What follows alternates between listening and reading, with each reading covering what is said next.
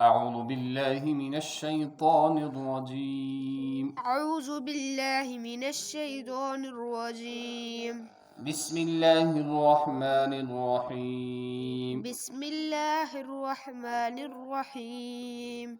إن الذين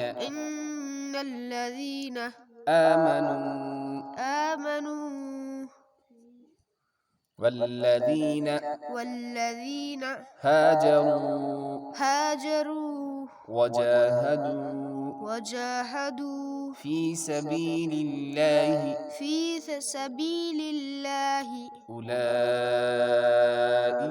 أولئك يرجون رحمة الله والله غفور رحيم. يسألونك عن الخمر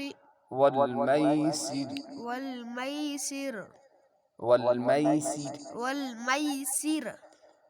قل فيهما إثم كبير ومنافع للناس وإثمهما أكبر من نفعهما ويسألونك ماذا ينفقون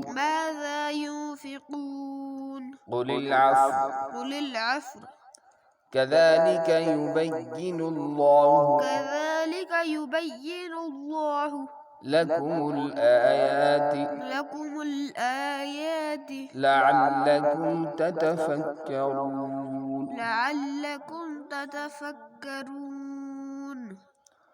في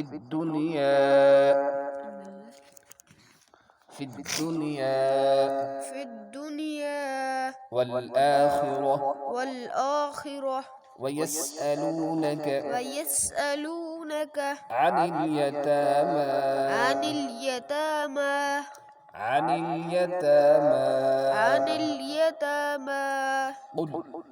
قل إصلاح لهم خير وإن تخالطوهم فإخوانكم والله يعلم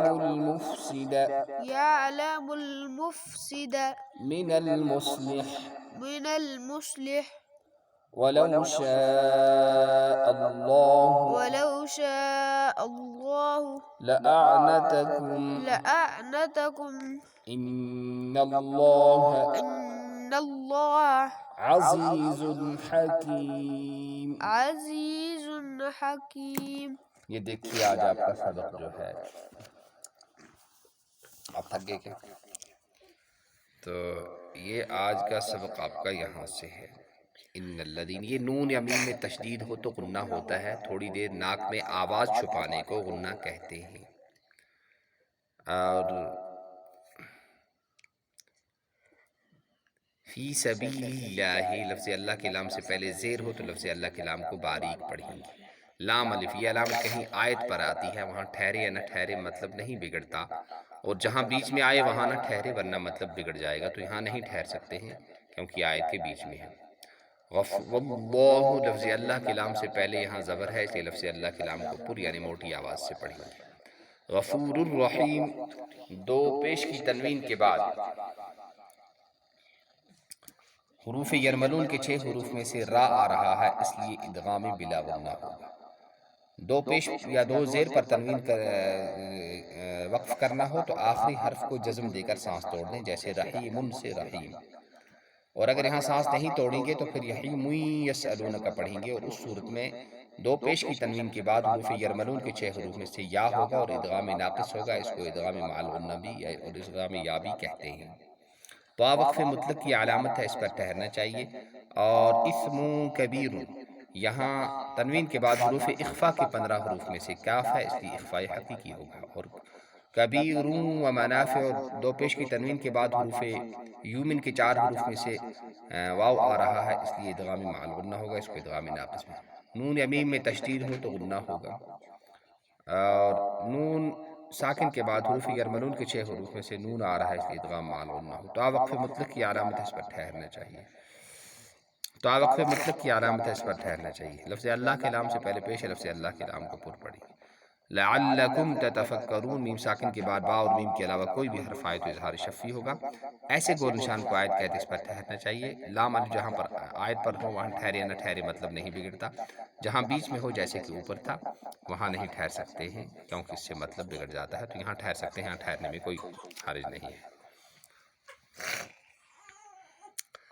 اور یہ دیکھیے تو کا آپ نے پڑھ لیا، اور یہاں میم ساکن کے بعد با اور میم کے علاوہ کوئی بھی حرف آئے تو اظہار شفی ہوگا۔ نون ساکن کے بعد حروف اخفا کے 15 حروف میں سے تا آ رہا ہے، اس لیے اخفاء حقیقی ہوگا۔ حروف اخفا 15 ہے: تا، ثا، دال، زال، سین، شین، صاد، ضاد، طا، ظا، فا، قاف، کاف۔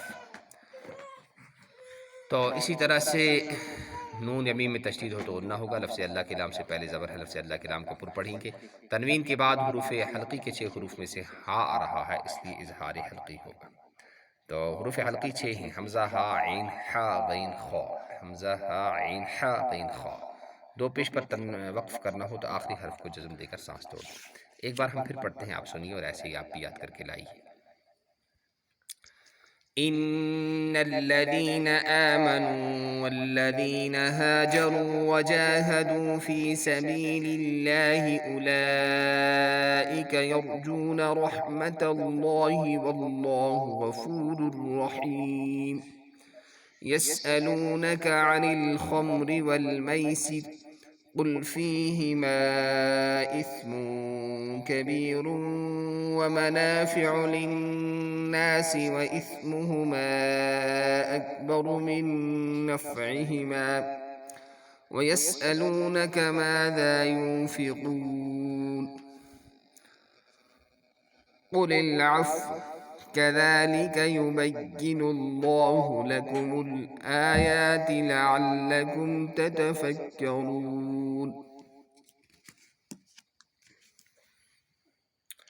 في الدنيا والآخرة ويسألونك عن اليتامى قل إصلاح لهم خير وإن تخالطوهم فإخوانكم والله يعلم المفسد من المصلح ولو شاء الله لأعنتكم إن الله عزيز حكيم صدق اللہ العلی العظیم۔ بار بار پڑھیے اور اچھی طرح سے اس کو پڑھنے کے بعد آپ بھی ایک ویڈیو بنا کے ہمیں ہمارے واٹس ایپ نمبر پر سینڈ کیجیے، اور ہمارے اس چینل کے ساتھ جڑیے اور لوگوں کو جوڑیے، سبسکرائب کیجیے اور قرآن کو سیکھیے، سکھائیے، اس پر عمل کیجیے۔ اللہ ہم سب کو قبول فرمائے۔ صدق اللہ العظیم۔ سبحان اللہ بحمدہ، سبحانک اللہم وبحمدک، ونشهد أن لا إله إلا أنت ونستغفرك ونتوب إليك سبحان ربك رب العزة عما يصفون وسلام على المرسلين والحمد لله رب العالمين۔